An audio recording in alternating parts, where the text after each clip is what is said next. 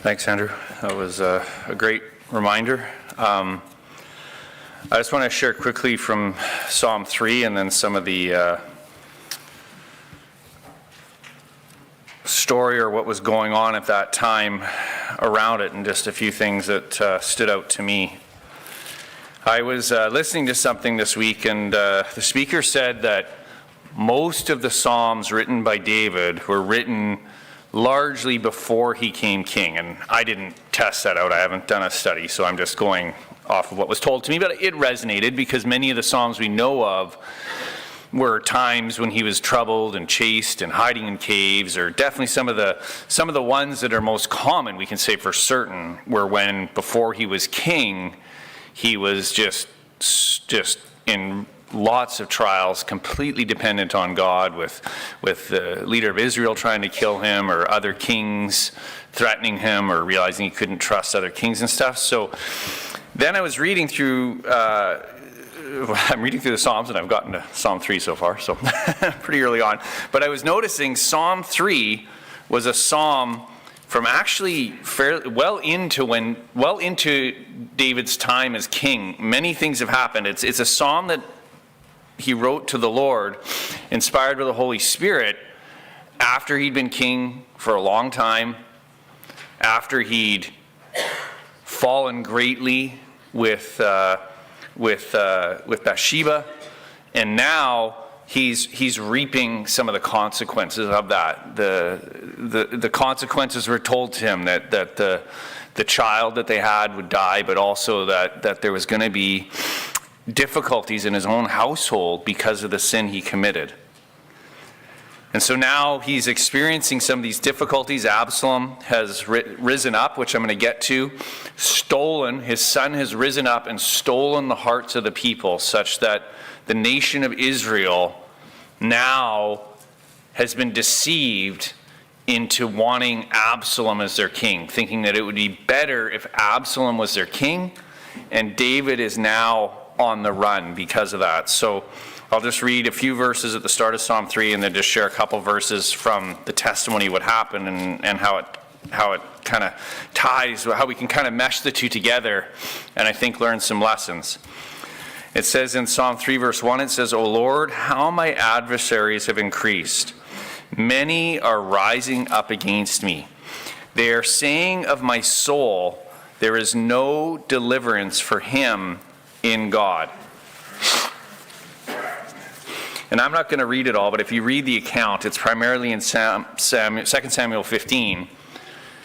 David at this point flees Jerusalem with 600 men, and that can sound like a lot, but you have to contrast that with the nation of Israel is now against him. So he's got 600, but the nation is with Absalom. And so he's completely outnumbered. And those who are observing from the outside would definitely be saying that God, not even God, could save David in this situation, that there is no hope. Or I would go so far as to say God has deserted David. I think some would have said that as well, that God has abandoned the king and God is perhaps now with Absalom, because we see the strength and the sort of almost miraculous strength that Absalom has come into. But David's response to this starts in verse 3. He says, "But you, O Lord, are a shield about me, my glory and the one who lifts my head. I was crying to the Lord with my voice, and he answered me from his holy mountain. I lay down and slept. I awoke, for the Lord sustains me. I will not be afraid of 10,000s of people who have set themselves against me round about." And I think that is his experience. Like, you don't have the numbers with Absalom, but I think that's it. Like, he's saying, like, because he trusts in God, he's got his 600 men, but he's saying, God, I'm not relying on those 600 men. I'm thankful that they're loyal to me, but my only hope and my only trust is in you, God. And what's more, I'm not even going to be afraid if 10,000s of people, so 10,000, 20,000, 30,000, however many thousands he's thinking of, or however many would be applicable in that situation. He says, I'm not going to be afraid because I'm trusting in you, God. So let's turn to 2 Samuel 15, and I just want to read a few verses there, because I think what was standing out to me was we see in the psalm his faith. Like, he's speaking by faith. He's acknowledging the situation, but speaking by faith, saying, God, I'm not going to be afraid. I'm going to trust in you. But I think it's interesting to mesh that with how he's talking in 2 Samuel 15. And I'm just going to, it really goes through almost 3 chapters, and I'm just going to read a few verses here. But the first 2 verses I want to read are in 2 Samuel 15, verse 25. I'll read verse 24. It says, Now behold, Zadok, who is the priest, and the Levites with him, and all the Levites with him, Zadok came and all the Levites with him, carrying the ark of the covenant of God. And they set down the ark of God. And Abiathar came up until all the people had finished passing from the city. The king said to Zadok, Return the ark of God to the city. If I find favor in the sight of God, then he will bring me back again and show me both it and his habitation. But if he should say thus, I have no delight in you, behold, here I am. Let him do to me as seems good to him.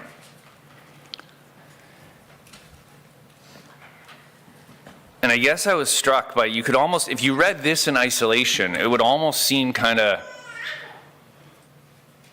maybe it wouldn't seem like faith. Like, it's almost like, well, if God helps me, he helps me. If he doesn't, he doesn't. But if you mesh it with what we read in Psalm 3, what was coming into my heart is in these words, we see David now back in a place which I think is characteristic of many of the Psalms, where he is completely dependent on God. There's nothing in his own resources that he can rely on. And he's saying, and when I read this in that light, I read it not as a man who's saying, I don't know what God's going to do. It's a man who's saying, like, I'm totally dependent on you, God. Whatever you do, and whatever you allow, and whatever the outcome is, it's going to be because it's from your hand. Because of myself, there's nothing that I'm going to do to get myself out of this situation. And I think he did have hope, that he was believing that he would be back and would see the ark again and both it and God's habitation in the temple. But he had also accepted that, you know what, God, it's going to be what seems good to you that's going to happen here. And I guess for myself, I was just thinking about these situations that we come into and different things that can trouble us. And they can seem so minor, but for myself, I was just thinking, like, I can even just think back over the past month, and there's been a few little things that came up. I can think of one day where I was under some stress, and then somebody sent me something, and it was kind of bad. Well, it was bad news to me. It wasn't what I wanted to hear. And I just remember how after I got that news or that information, there's some things that came up in the home, and I was so stressed that I was like short with Madison and just like completely overwhelmed by this situation. And I was just like reflecting on these things going, you know what? There was grace there that I could have handled this and just entrusted myself to God, saying, God, I don't like this situation. This news does seem bad. I'm not going to call what is not great news good news. But to be able to come to a place where we trust God and say, God, and what's more, David doesn't have some of the promises we have. I was thinking about this as well. In the new covenant, we have the promise that God will use everything in our lives for our good. If we love him and our desire is to be like him and to be sanctified, we have the promise that everything in our lives will be used for good. That was a new covenant promise. David may have known it in some sense in his heart because he was near to God and had a heart after God. But we actually have that promise to further rely on. It's a better promise. There are better promises in the new covenant, and we're given that one. So how much more when a situation comes that troubles us, that we could just put ourselves in a place where we can just say, because my mind immediately went to trying to solve this thing and trying to make it better, and I was struggling to find ways to make it better or solve it, and that was irritating me and getting me upset.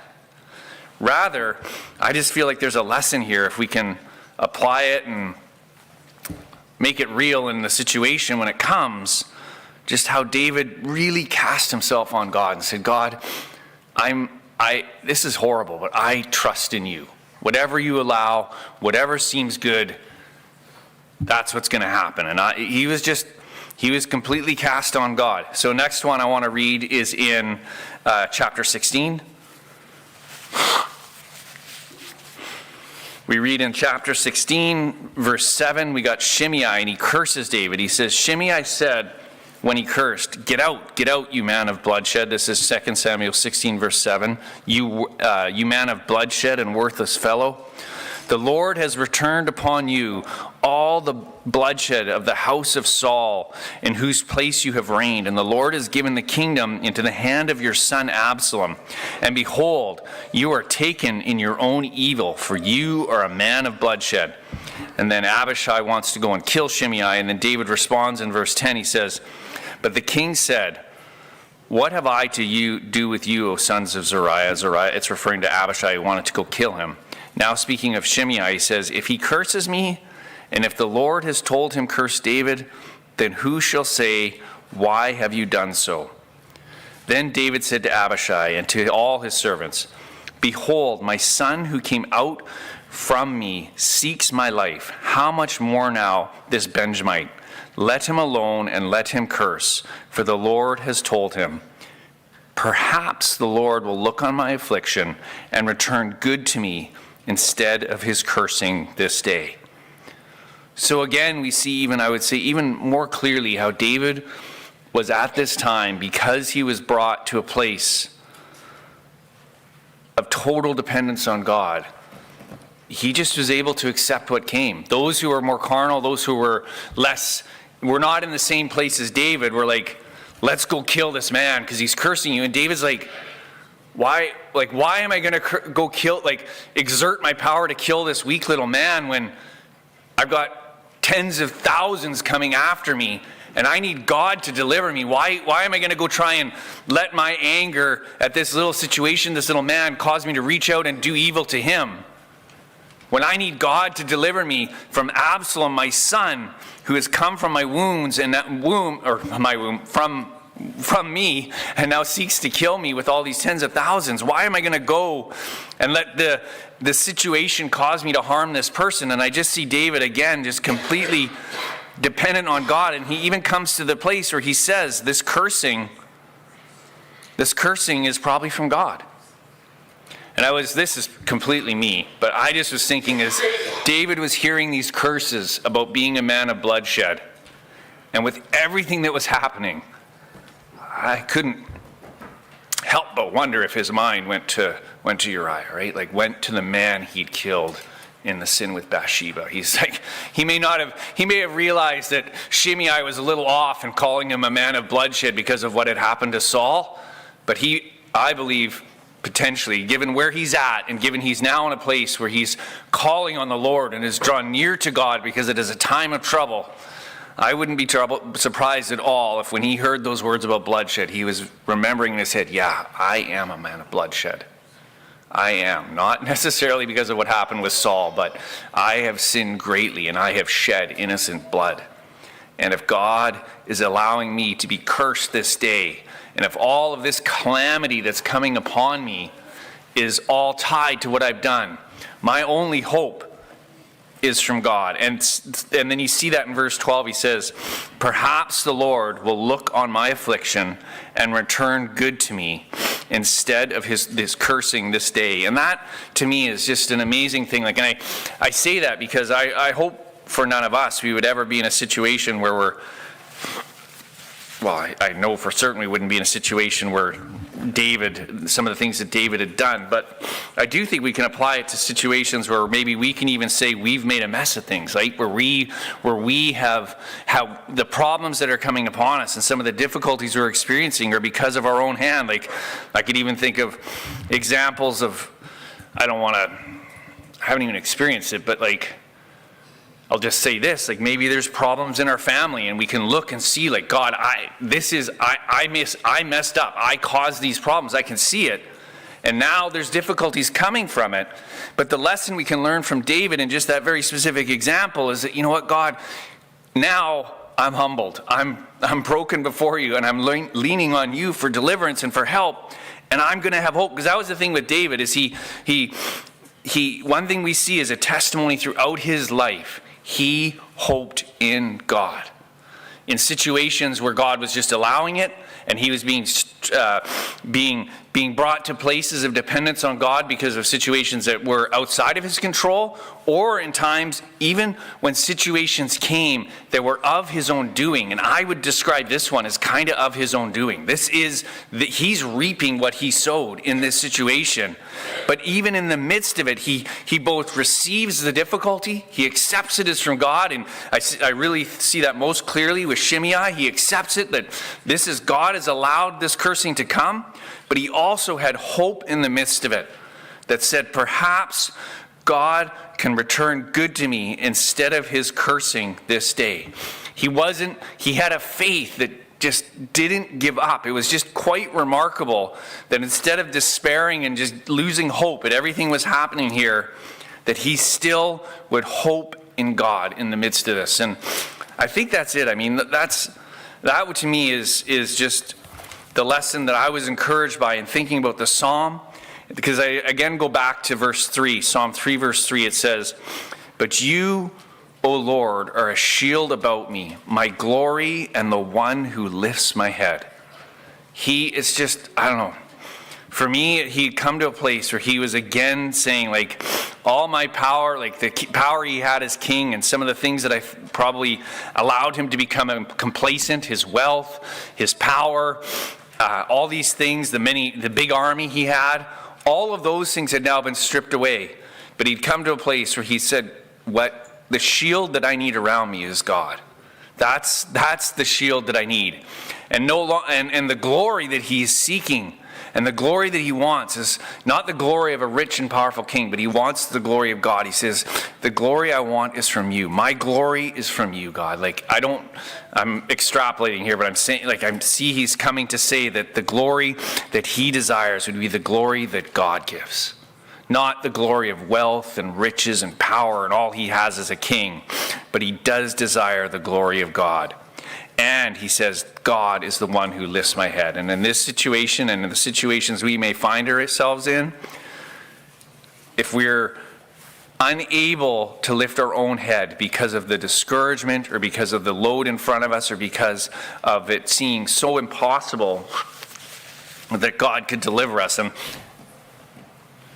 my situation, I think it's good when we read these things to think about them in the big sense, like if there's major difficulties and challenges we're facing. But I also think it's good to remember in the small sense too, because like the trial I was describing earlier, it wasn't a big deal. Like I don't want to make it sound like a major thing, but I look back on it, and it's now probably 3 weeks ago this happened, and I look back on it going, I wish I had responded differently. I wish I had not allowed that trial to bring me to a place where I ended up sinning because of feeling that it was too much, or feeling that this, like just letting the stress and burden of it get to me. Rather, I would have just thrown myself on God and said, God, you can carry me through this. You're going to solve this. And in the weeks to come, and even in some of the responses, I dealt with a few others on it, even just seeing their responses, they didn't get thrown. And I was just like, man, that's just a better way of walking through these difficulties, and a better way to be is to trust the Lord in these things and let him, just believe in him for deliverance, and just not allow the armies or the difficulties surrounding us to cause us to fret and to fear. So I think that's it. Maybe just share one last thing, is it's just this psalm, it talks about waking and trusting in the Lord and seeing. Basically, he went to sleep and he woke up and the Lord sustains him. And I don't know, this is just me, but I just kind of wonder if you go back to, you don't even have to turn there, but if you go back to 2 Samuel chapter 17, it's all coming, and they're now, David had one man on the inside, Hushai, who was trying to thwart the counsel of Ahithophel. And basically the warning came, like, you guys need to move now. Like, you cannot even stop for the night, because if they follow Ahithophel's counsel, they're coming for you right away. And so it says in verse 17, verse 22, that David and all the people who were with him arose and crossed the Jordan, and by dawn, not even one of them remained who had not crossed the Jordan. And I was just kind of reflecting, and I don't know if it was, Scripture doesn't say, and I don't even have good reason to think it, but I just was kind of reflecting, like, as David was saying, I awoke and the morning came and I trusted God, and he was the one who was going to deliver me. I laid down and I slept and I awoke and the Lord sustains me. I was just reflecting on that, sort of thinking about, all of this calamity. They're running through the night and they cross the Jordan and the dawn comes up, and I just was thinking about how David perhaps was inspired in some of this psalm to trust God at that time, that just when it seemed so hopeless, they've had to run all night, and now they're even having to cross a river in the middle of the night and the sun's coming up, just saying, God, you're the one who sustains me. I'm going to trust in you and believe in you, and just fully know that in this circumstance that you've allowed, I'm putting myself in your hands, and in doing so, I can have rest and peace in the midst of it. So, yeah, amen.